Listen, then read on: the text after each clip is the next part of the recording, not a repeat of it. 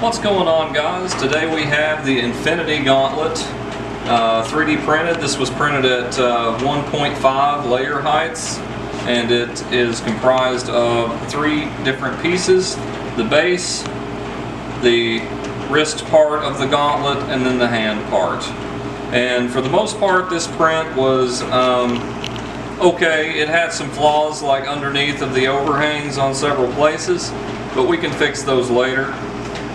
But the first step that we're going to do is cover this in XTC 3D, and that's going to get rid of a lot of the layer lines and a lot of the flaws. And after that sets up and dries, we're going to go back where the XTC did not fill in, and we'll probably apply a thin layer of Bondo in certain areas, sand that back down, and then we can get on to some painting. But this is another 3D print for my son's room, and we're going to try to hit it with some gray primer. So this is the gold paint that we went with for the main color. We'll be spraying this on first as like a base coat, and then we'll go in with our washes and other colors. But I figured that the sparkle, the glitter effect this has would like catch the light and kind of grab the eye and look pretty nice in the end, especially after we apply some washes. So I decided to go with this for the main color. And for the gemstones, for the infinity stones, we have all the colors we need back here to pull that off. I'm not going to do anything like lighting behind it or make them translucent or anything. We're going to try to just go with a base color and then highlight it with a lighter color to give it that 3D effect, like it's an actual gemstone or like an infinity stone, like it looks like it may be glowing, but there's going to be no lights at all with this build. But so let's get on with layering on some XTC 3D.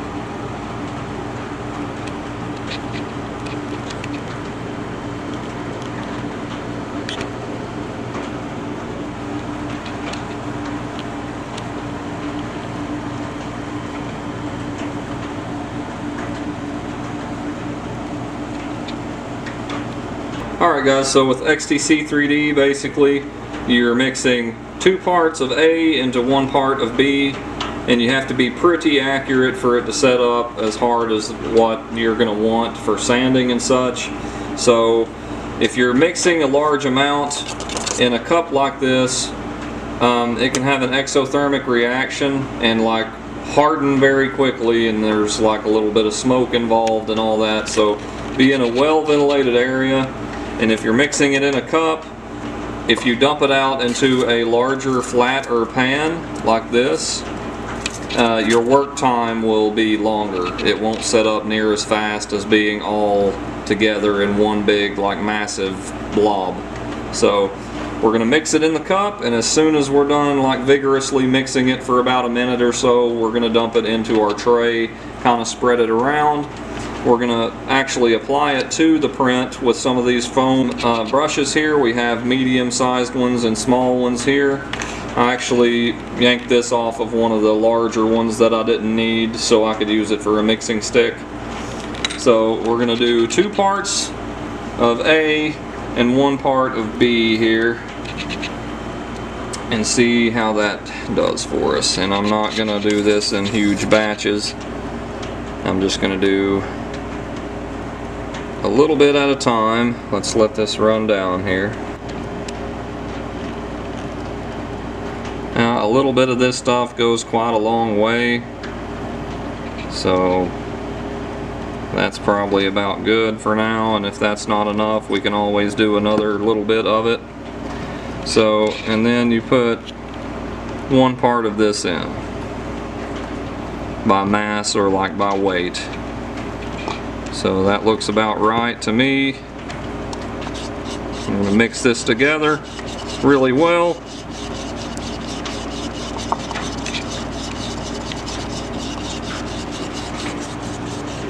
And then dump it out onto this pan here.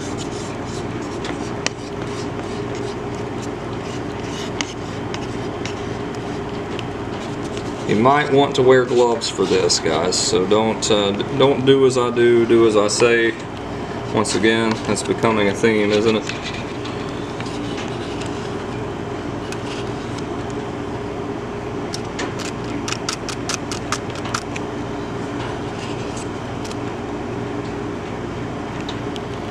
Okay, so we will start at the top and work our way down with this.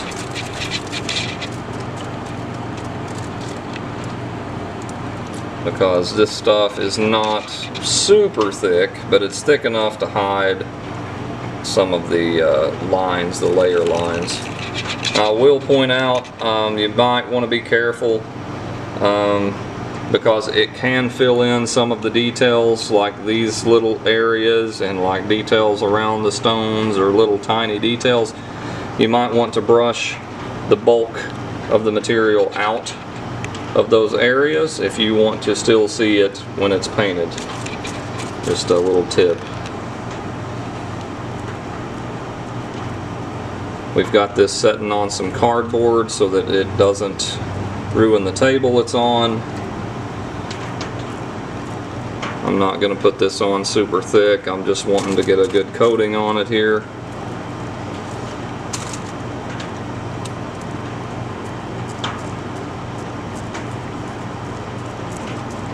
We'll also need to go back and do this on both sides.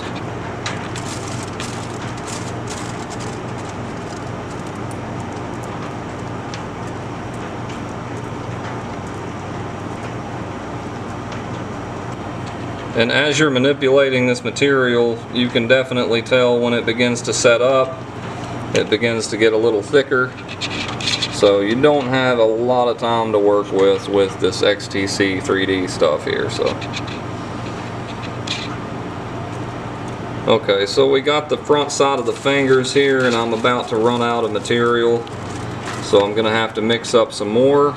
The next batch I'll mix up a little bit more than I did this time. So I'm gonna mix up some more and we'll cover some more of it.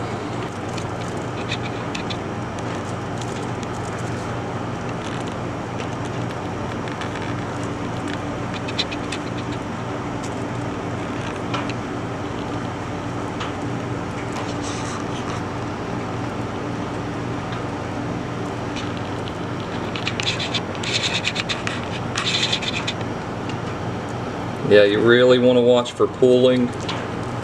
You want to get it out of all the little detailed areas, because it's hard to see because the material is clear, but it will flood your detailed areas if you're not careful.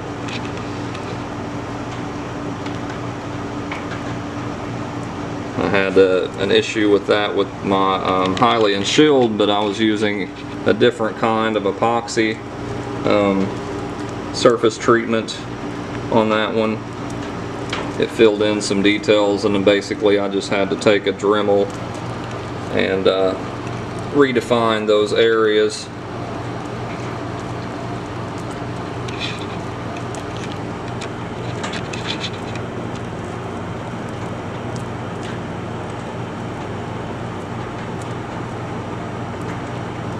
Now this dries shiny like glass, but we don't really want that for painting, so we'll be going over it with some sandpaper afterwards, so the paint adheres correctly to the print.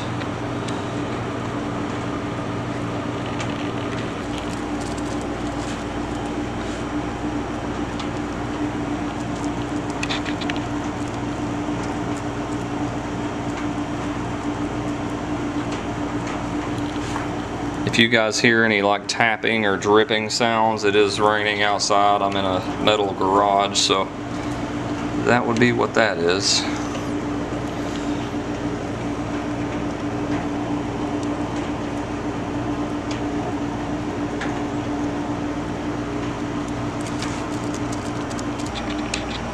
So one of my favorite things about XTC 3D is the self-leveling that it has.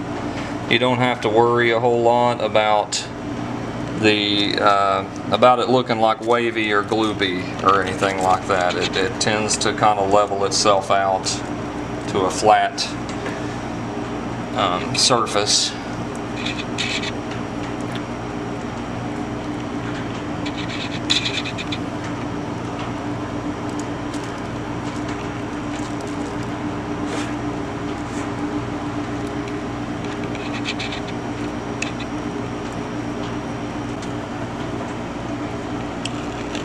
any imperfections or anything can always be later fixed by sanding.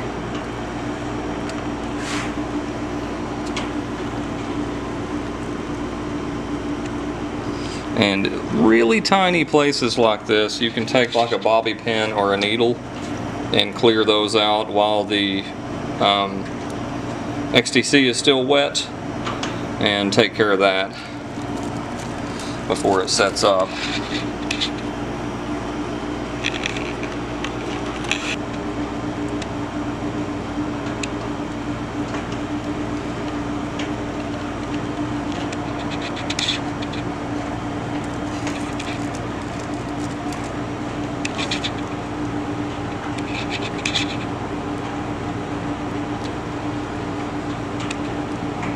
One thing about these foam brushes, they do start shedding if you use them for a big project like this, so just be aware they're gonna get stuck in the XTC here and there, but I think that's manageable.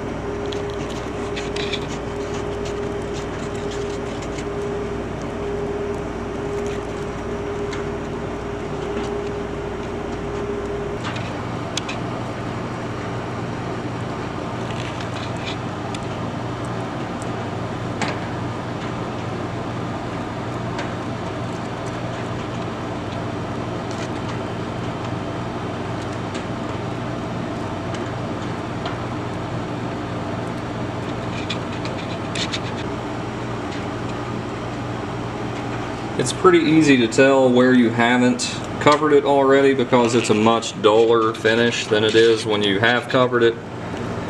It's kind of like painting with honey. It's about that consistency.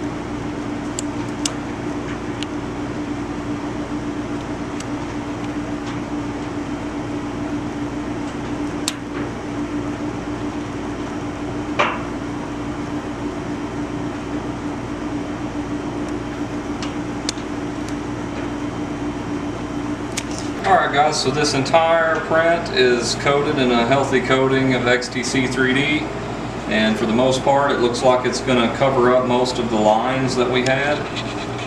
There may be some thin areas here and there, but we covered it the best we could, and anything that is missed will come out in the wash when we paint it all. It will completely, you won't be able to tell. So we're going to let this dry, and then we'll get on with some sanding in areas that it needs it. We'll try to fill in some problem areas like these gaps right here on the thumb plate with some Bondo. And once that's done, we'll hit it with some of this primer here. We went with some Rust-Oleum primer, the light gray, and then we'll cover it with the glitter golden paint, and then we'll get on with some detail painting and shading and all that. The cure time on XTC 3D is about 4 hours, so we're going to come back tomorrow and get on with the next steps. Okay guys, so it's the next day, and the XTC 3D has set up, as you can see here. It's pretty shimmery and shiny right now. Very glass-like looking surface on it. So the next steps we have to do is right here around this seam we have a little problem area there, and back here, and we have some gapping here still that the XTC didn't completely fill. This is almost entirely filled, so we won't have to use any Bondo here. But this right here is still open, and maybe underneath here, and to bridge this ridge here. So just these areas, and right there, and down here there is a line. I might try to put a little Bondo around there. Just very little usage of Bondo on this one, guys. It was a pretty tight fit all around. We did have some drippage areas, and we can sand those off later, like right here. I was looking for it. So we'll have to sand that off, and also around the bottom where it landed on the cardboard we had it setting on and pulled, we'll have to sand around the edges of that. Now there was some spots that we missed that didn't get any XTC 3D on it, but when we sand it and paint it, those little spots that we missed are just going to blend in with everything else. So we have our Bondo here, our body filler, and we're going to mix up the ratio here. So we're going to be using this nail here. I might want to mention, you might want to use some face protection, you know, something to breathe through, like a mask like this, to keep from breathing the vapors. But this has set for a while, so I'm going to give this a mix first before I mix it with the hardener. Once again, guys, you might want to use some gloves for this. That's more than I'll need.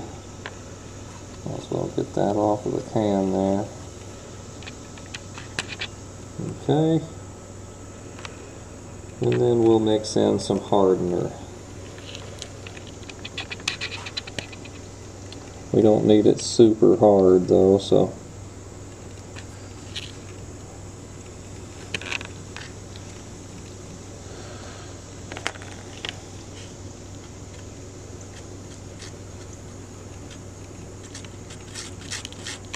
Now this stuff sets up fairly quickly, so we're just going to try to get it put on the problem areas, and we won't be able to get it to look perfect right now, so it's going to look kind of like we're putting peanut butter on it, but when we sand it back down, it should look pretty good.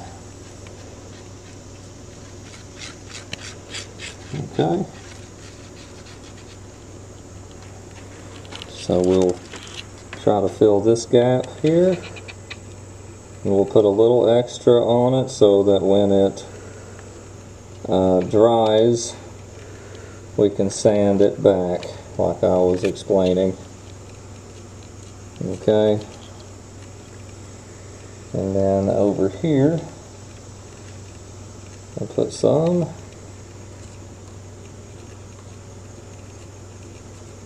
Cover that gap.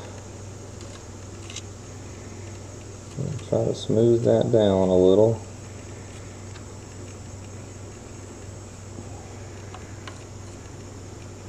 Now I'll go around around this seam here just so that we can sand that back down a little.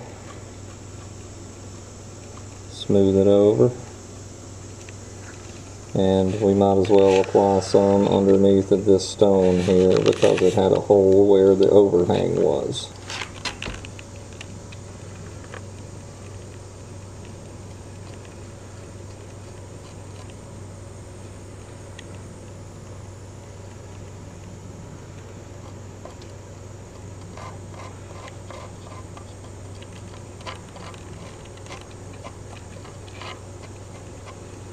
As long as you get it where it matters, you can go back and fix the rest of it later on. You just don't want to miss the holes that you're trying to fill. That's the main focus here.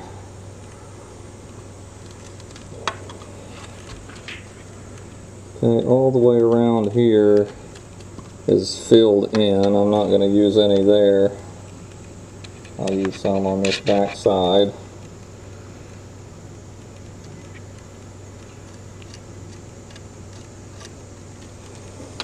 Okay, let's see. I'll use some down here.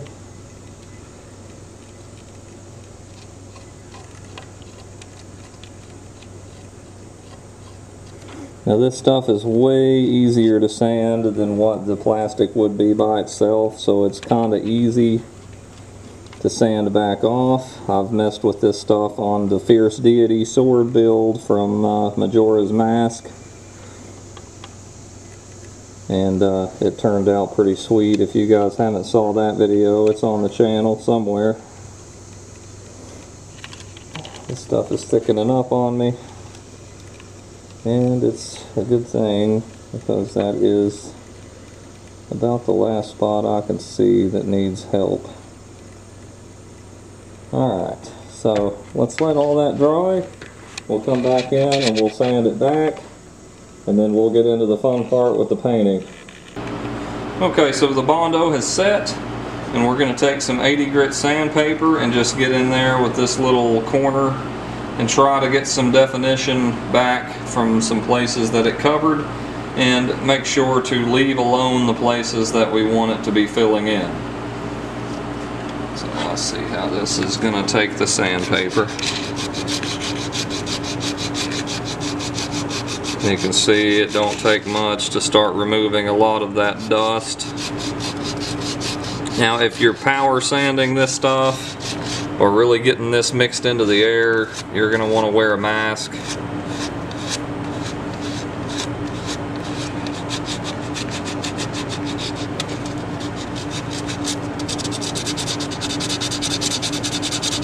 So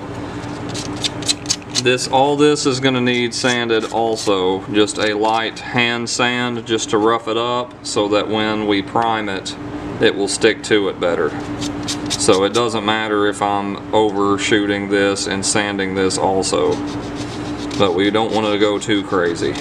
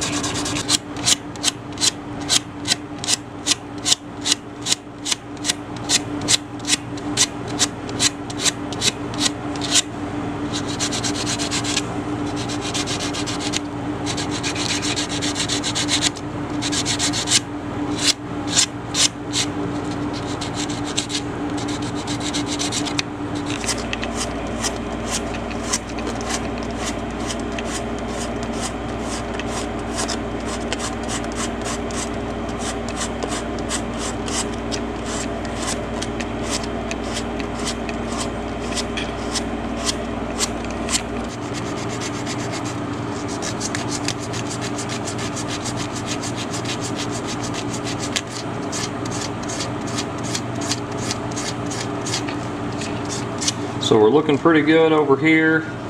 We got the gap filled in and this gap filled in.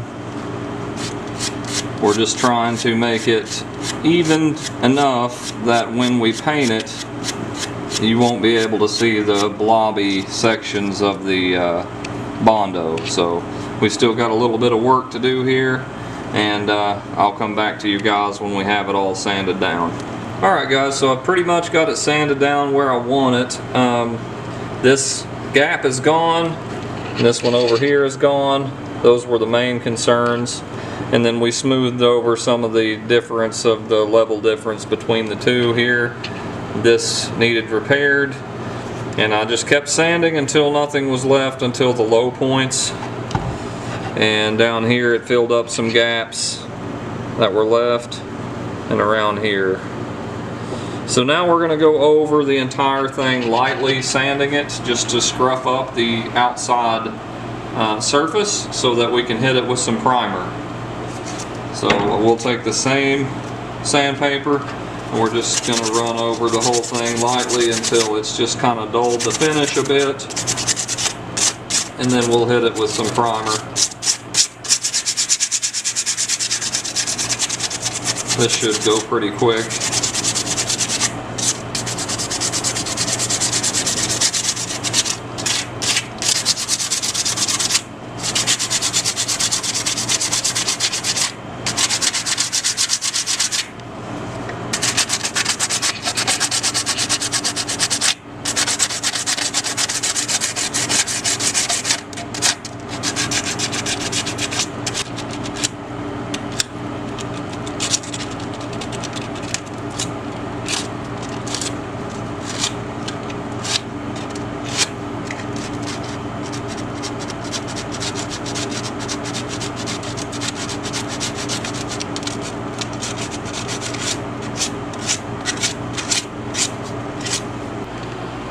Okay, so we've sanded it all down lightly, and I'm going to blow some of this compressed air to get rid of the dust before we paint the primer on.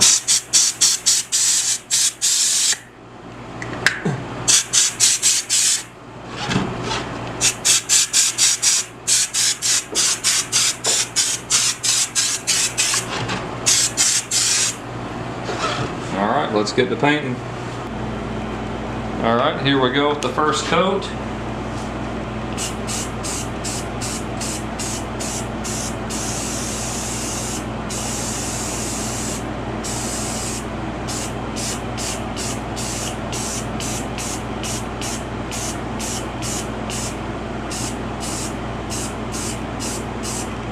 It's always tricky to get like behind all the little cracks and crannies on these 3D prints. And you want to stay away from running, because if it runs, it's going to show up when you put your next coat on. So we'll try to be careful of that.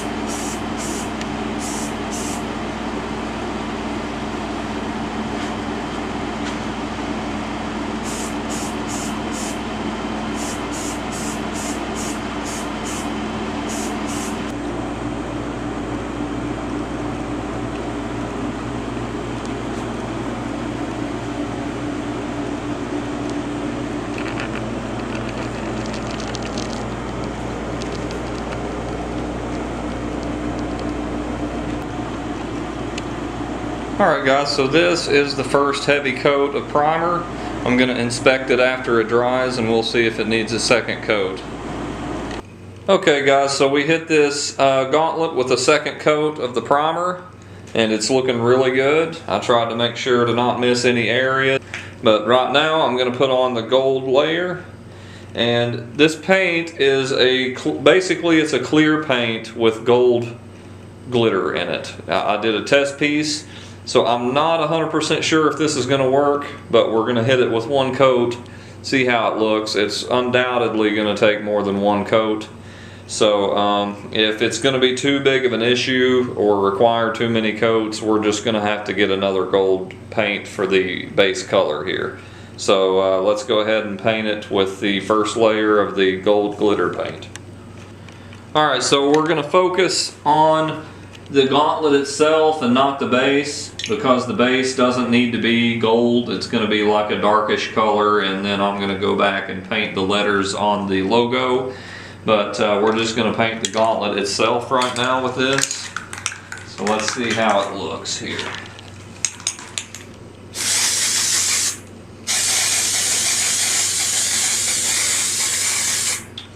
So very sparkly. I think with enough coats this will work.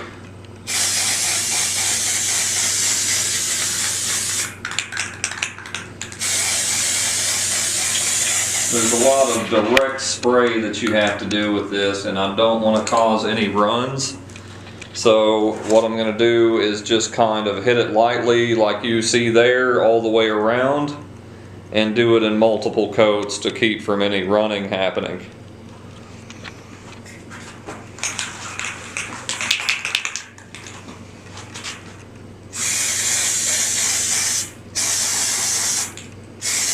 My garage is never going to be glitter free again.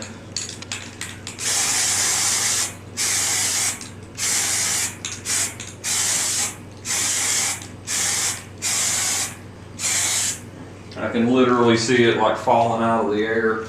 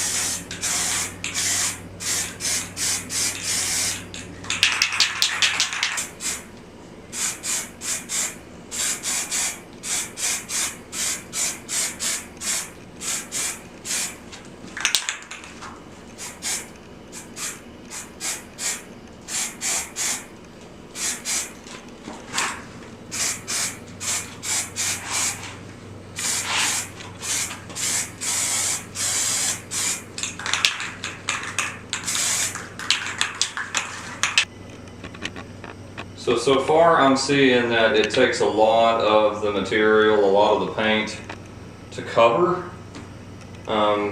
There's not a very dense amount of glitter mixed in with the clear paint that's carrying it. So it's taken almost a full can to get the first coat to look okay. So I may need to get some more of this. But we'll see what I can squeeze out of the one can I have. So this stuff is very rapid drying. So I've used up almost all of the can here. I'm going to go ahead and finish off the can. But I'm very happy with the shade and the way that it's making it look. It's, you know, any kind of flaws are kind of disappearing in the paint. And that's what I wanted to happen. So I'm going to finish off the last bit of the can here. And then we'll probably have to cut to another day when I have to get back to this with some washes and detail painting.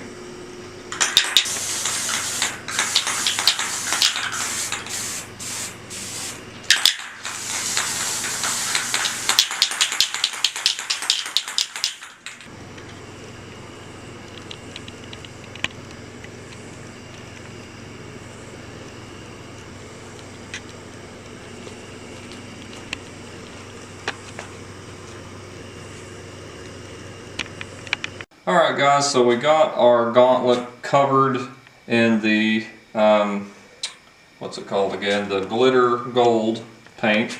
And it gave it like a rough stone-like texture, which is kind of cool. But it does shed a little bit of the glitter, like the more you rub it, it does shed the glitter a little bit. So I may eventually decide to clear coat this and kind of roll the dice and see if it has a reaction, because clear coat has reactions with other spray paints or acrylic paints sometimes. But we're going to go ahead and call this base paint good, and we're going to paint the infinity stones here. And we have, for the big one in the center, we have lemon. And for this one here, we have pumpkin orange, and then bright red, bright blue, bright magenta, and bright green. And we wanted bright colors like this because we want it to look kind of stunning, like, you know, popping out. So we'll put the colors in the correct order, and we'll start with the big one in the center. We've also got some metallic gold here that I can darken with black if I need to highlight some of these details to bring them out a little better. We also have white here, so we can lighten up any of these colors for some highlighted areas, and or darken some of them for around the edges so they look like they're socketed. So we're going to get to it with the first one here and see how that one goes. Okay, so we're going to go ahead and just paint all of them with the main color, and then we'll hit them with the dark spots and the highlights here in a moment. And these may need more than one coat, so we will probably be using the heat gun in between sessions to dry this stuff faster.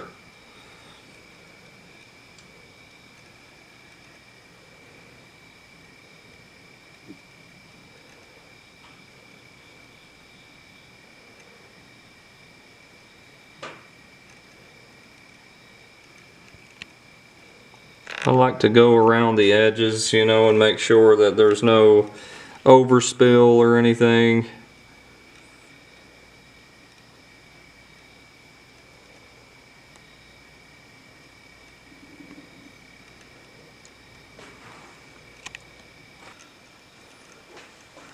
Okay, so there's the first coat of yellow on the middle one there, and we're going to put the first coat on all of the other ones to get an idea and to make sure that these colors are what we want for it.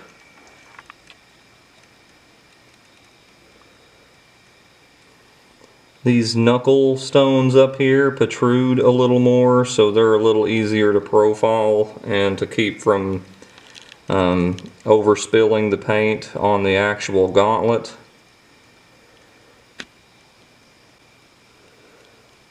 And I'm darkening the edges of these anyway, so the little spots that I'm messing up on and getting it on the gauntlet will be hidden anyway.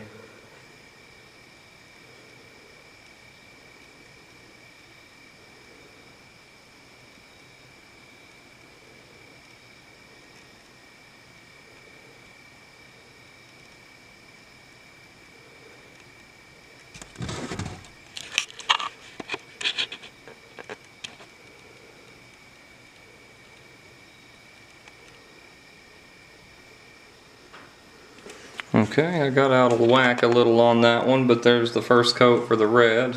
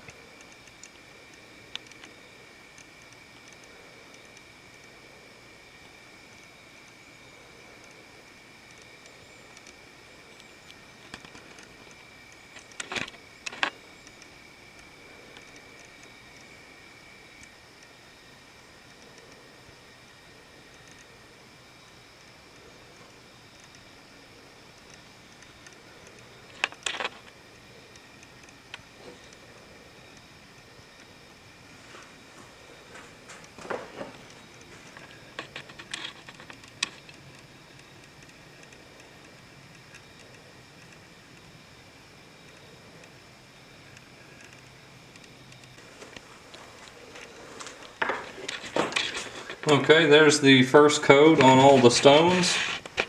So we're going to hit this with a heat gun and let them dry and decide which ones need more coats and which ones do not. And we're going to try to darken the edges and highlight the tips and the tops of them in certain areas, and then we'll move on to the base.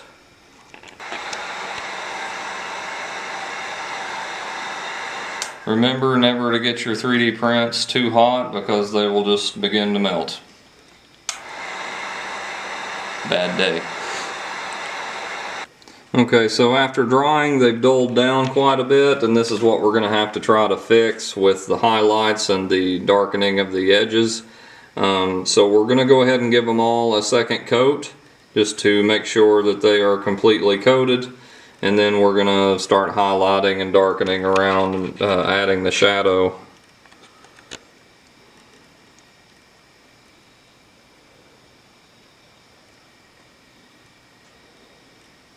I'm not going all the way to the very edge on this layer because it's going to be darkened anyway.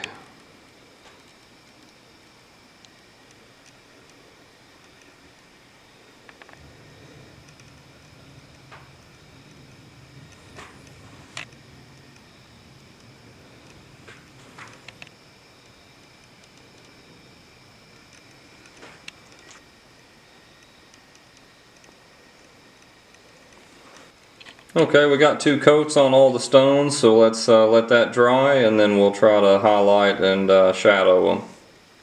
Alright guys, so the second coat's been put on and dried, and I'm adding a dot of white to one side of each of these colors, and going to mix it in to make a lighter version of each color.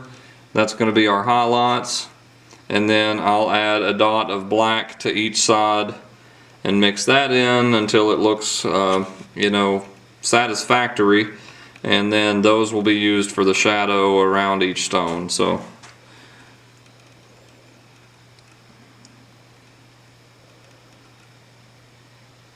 and you can mix this in as much or as little as you wish.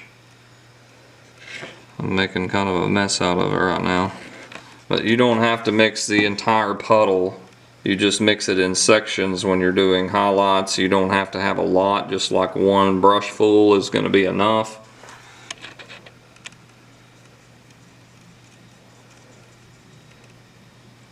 So you just make a lighter version of this color. You don't want it to be super lighter. You want it to still be relative to the original color, but just a lighter version. And if that's not what you wanted, you can always just paint over the color you just put on. Nothing is permanent here. So we'll do blue out of order here for some reason. And I'll try to just hit certain spots on the tops. I don't know how well this is going to work, but I'm thinking I'm going to highlight in kind of a crescent pattern on this side of each stone. That way it looks like the light is reflecting in the same directions, to make it look like it's got a lot of different cuts and grooves and whatnot in it, without making it look like polka dotted. So we'll see how that looks once it dries, and we're going to go through here and do the same thing to every color.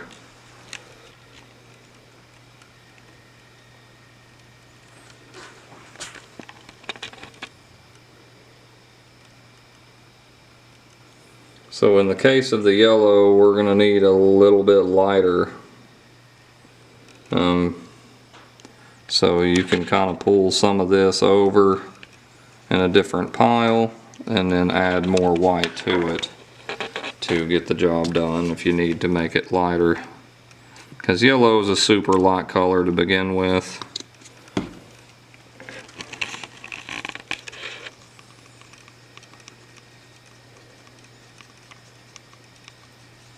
It's going to almost be white, kind of like a creamy white color.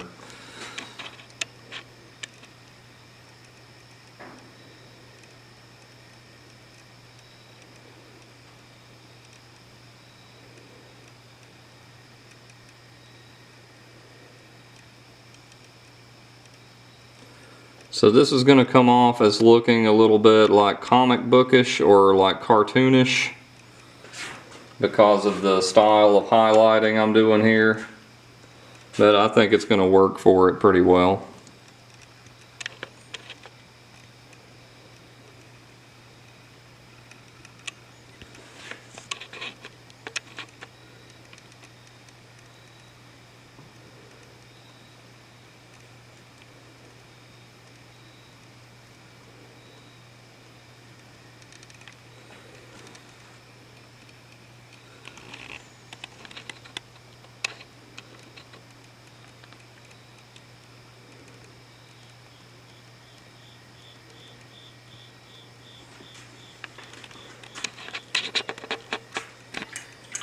Okay, so let's go back and darken that red one up before we go down to the green one. The green one is a little larger and more dome shaped than the other one, so let's darken up that highlight quite a bit.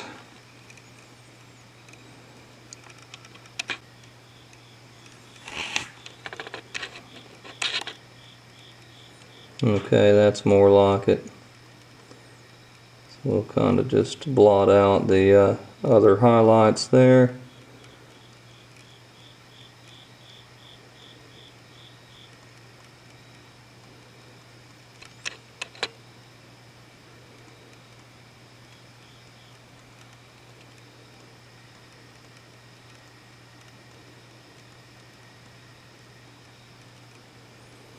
Okay, and then we'll come back with some of the original red to make that look less muddy in a minute.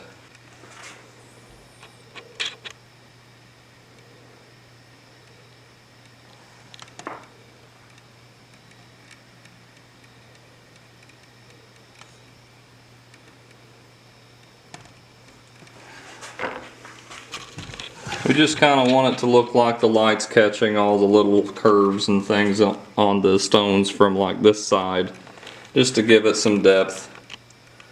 So we're going to let those dry, and I'm going to fix this one here with a little bit of the original red, and then we'll probably start hitting, well, we'll paint the base black, solid black first. These are going to be, the letters are going to be gold. I've got some gold here to do that with. And then we're going to use the same gold, maybe darken it a bit depending on what it looks like to highlight the details in the gauntlet itself. Okay, so we're going to repaint the red stone over the highlights because those were a little too dark. We're going to lighten them back up a little bit. So sometimes you just have to go back and forth on these things until you're happy with it.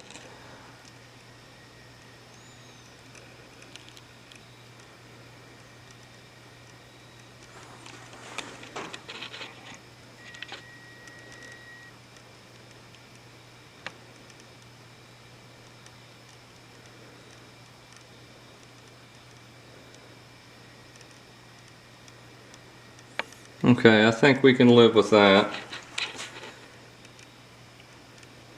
Some colors are harder to highlight than others depending on like their you know, darkness and shade, but I think we got that one figured out pretty good.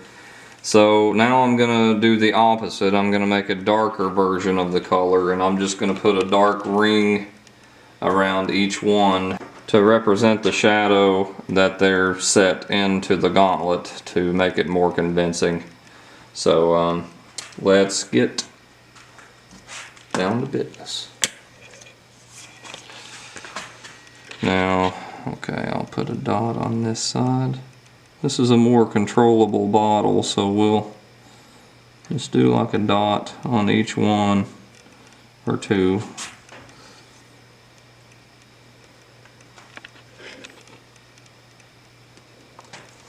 Or three.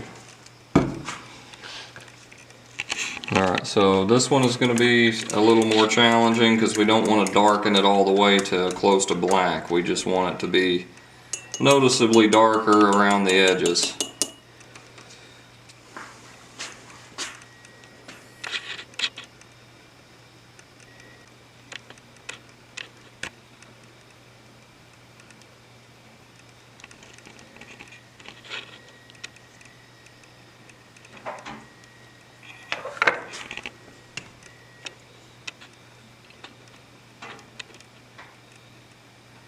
And if we spill any over doing this step, it'll be covered when we do the gold highlights of the socket itself.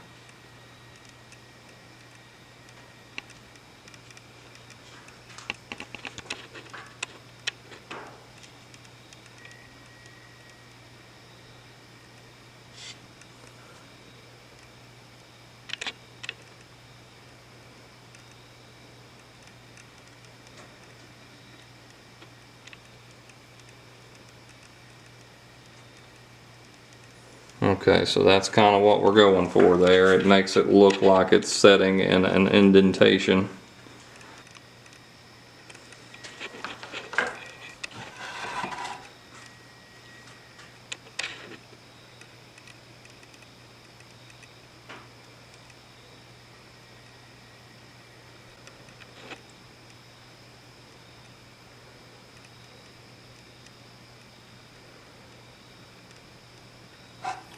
And if you feel that you've overdone it on shading or darkening, you can go back with the original colored and it will just erase it just as far back as you want it to go.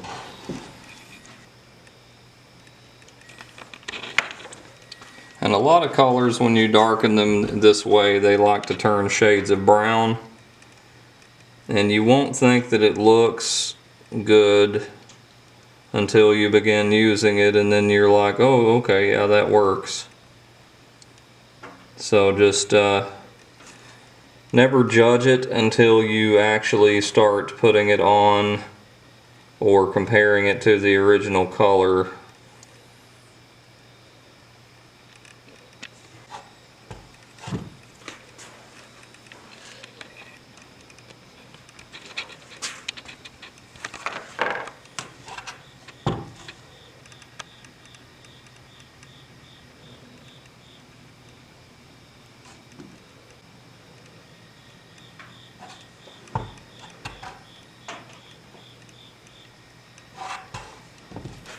Okay, so that one looked a little on the green scale, so we'll redo that one.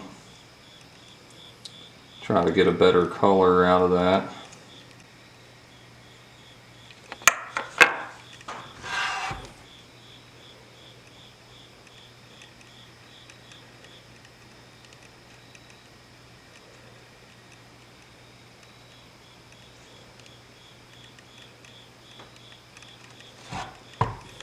Yeah, that one's more offensive.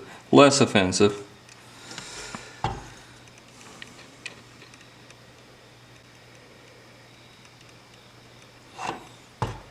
Okay. Now let's do our green over here.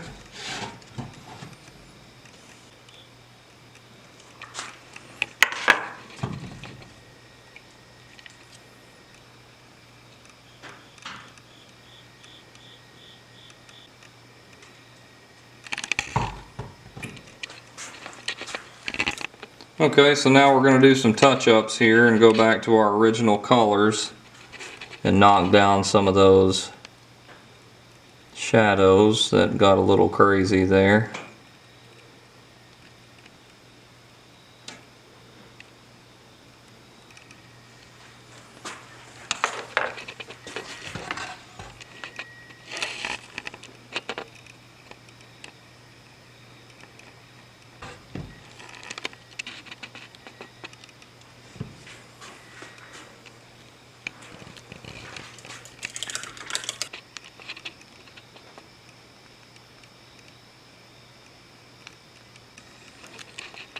Where the green one is at a different angle, I'm just using a little more highlights on the other side just to make it look right. Okay, now we're going to go through and highlight with this. We may have to darken it some, but I'm going to see what it looks like if I just apply this to the details on the gauntlet. We're probably going to paint this color on these little crescent moon shapes, these little squares, these stripes on the fingers and the squares, and also this design and these little designs around here. Just all the points of interest. It will just bring the attention a little bit more to the details and make it look like it's you know, got more going on than just one flat color. So we're trying it just straight and not mixing anything into it first and seeing how it looks on here.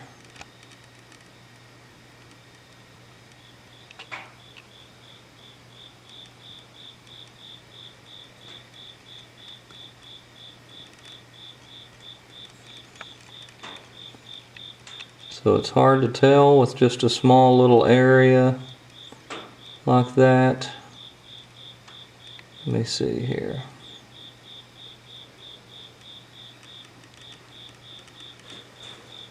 Let me try to do a fatter area down here and see how it looks. Whether we should darken this or not.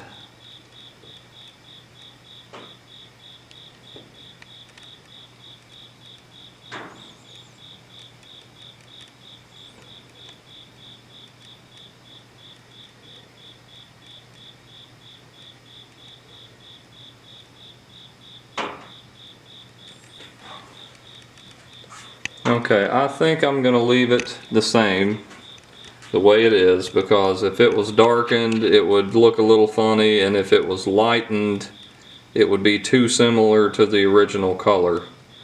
So we're just going to leave it straight, just gold metallic color right out of the bottle, and we're going to go through here and highlight all of our details.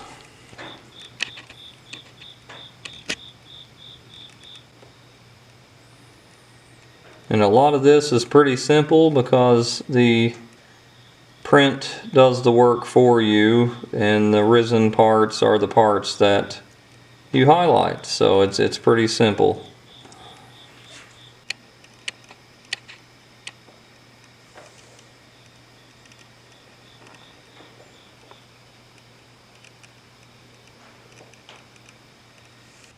The trick is to keep a wet brush nearby, and you can kind of use it as an eraser for mistakes.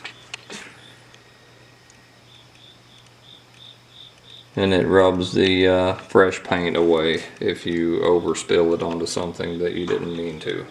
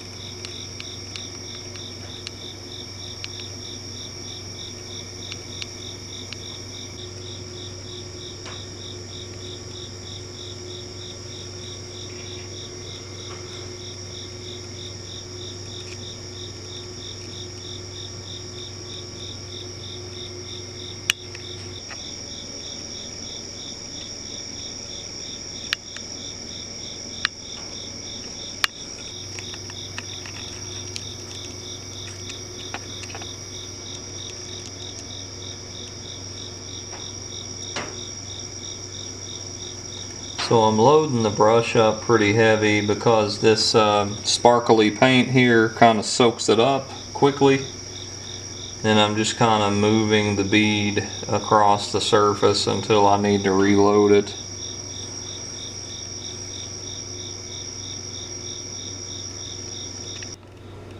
Okay guys, so this is as far as we made it today. I'm gonna have to come back and finish the rest of this later.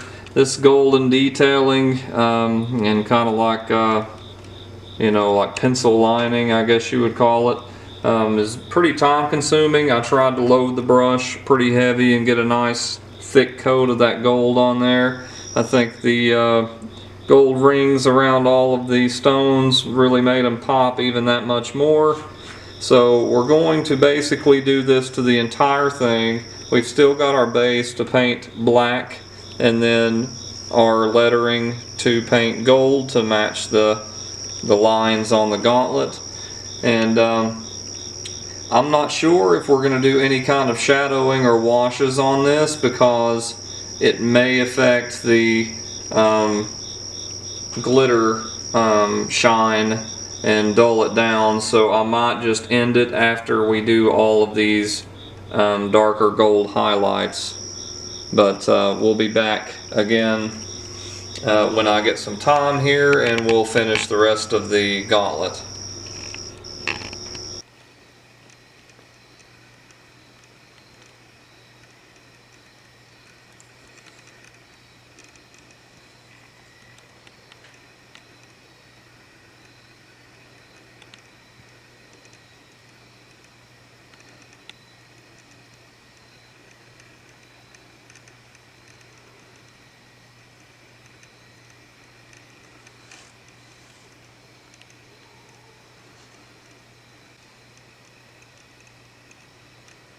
I'm putting it on thick like this so that when it dries I don't have to put a bunch of multiple coats, because this is so tedious. When I put it on thick like that and it dries, it takes care of all the coats in one go, so I don't have to redo the same tedious process again and again.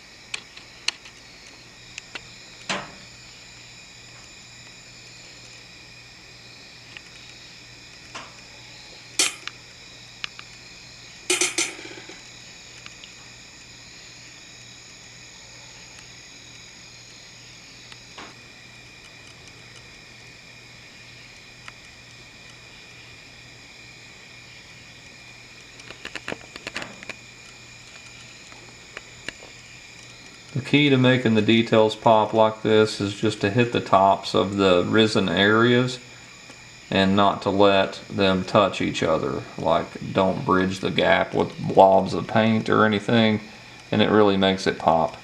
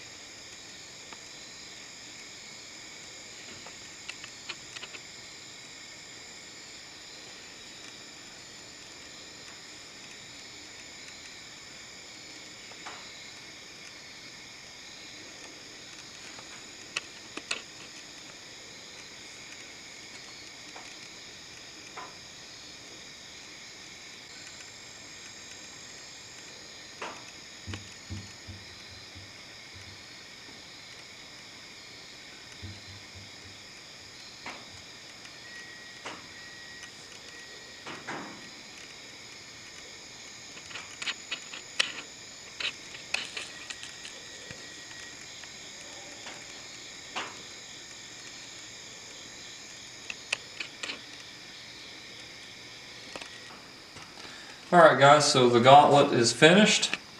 We've gone all around it here. We've got the back side, all the details, all the risen details on it have been highlighted in the metallic gold here from Folk Art. It's called Pure Gold, and it has like a metallic shine to it that made the details pop pretty good on it. And our stones are all glistening and nice and bright with the bright colors we used. So now we are going to coat the entire base with some black, and then when that dries we're going to see if it needs another coat.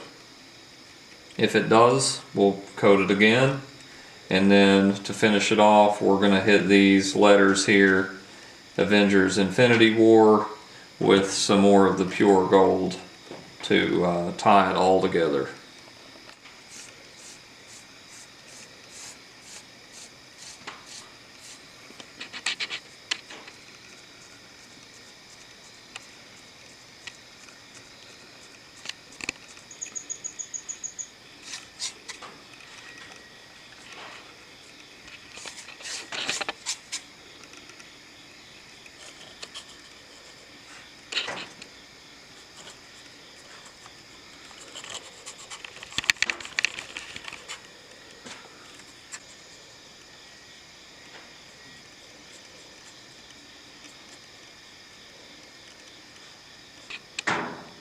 Alright guys, so the entire base is coated in black. It looks like that it's only going to need one coat, thank goodness. It was a lot easier to do because it's just one color than all this detail work up here, so it went by pretty quick. So we're going to hit this with the heat gun, get it dried pretty well, and then come in and hit the letters here with some of the gold.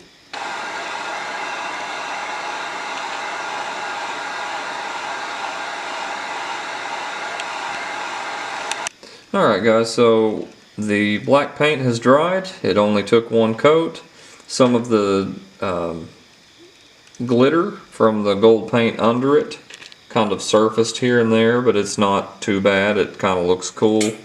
So we are going to take these two brushes here for some detailing of the letters.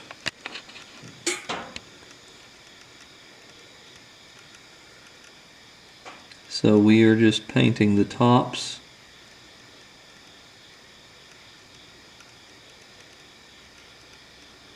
And as you can see, this is going to need more than one coat because it's going on a dark color and it's a light colored paint.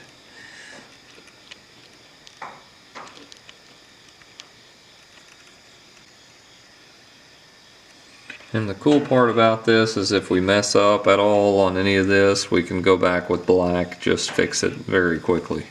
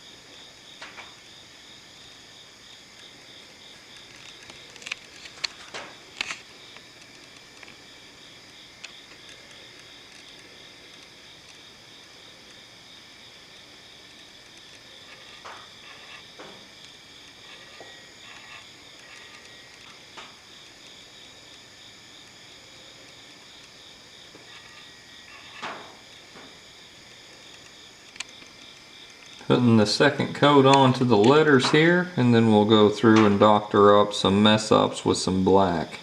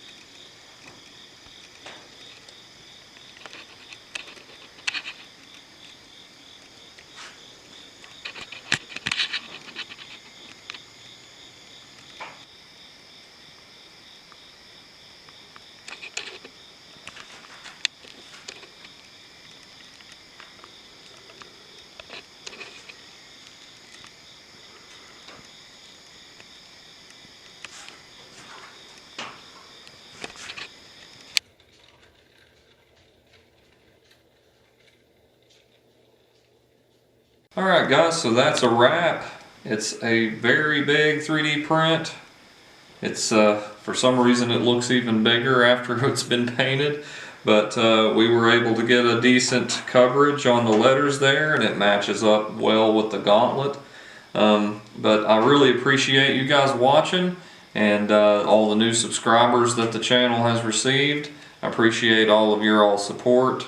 Don't forget to subscribe and hit that bell if you want to see future videos.